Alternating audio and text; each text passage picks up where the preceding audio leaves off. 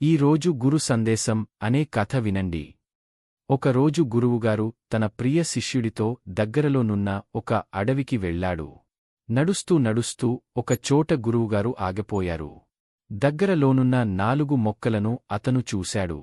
అందులో ఒకటి అప్పుడే ఆకులు తొడుగుతున్న చిన్న మొక్క, రెండవది కొంచెం పెద్ద మొక్క, మూడవది దానికన్నా కొంచెం పెద్దది, నాల్గవది చాలా పెద్ద చెట్టు.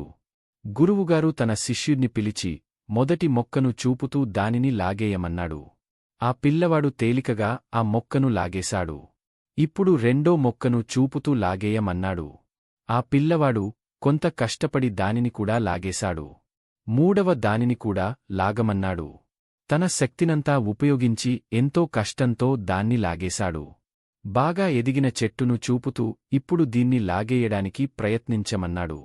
ఆ పిల్లవాడు ఆ చెట్టు చుట్టూ 2 చేతులు వేసి ప్రయత్నించినా ఆ చెట్టుని కదిలించలేకపోయాడు.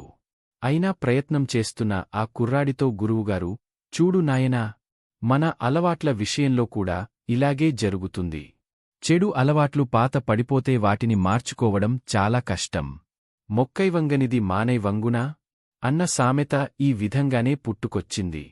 ఎంత ప్రయత్నించినా ఆ పాత అలవాట్లు మనల్ని వదిలిపోవు అన్నారు గురువుగారు. నీతి: మనలో మొలిచిన చెడు అలవాట్లను చిన్న మొక్కగా ఉన్నప్పుడే లాగేయాలి. ఈ కథ విన్నారు కదా, మీకు నచ్చితే Please like, share, subscribe my channel. Thank you for watching.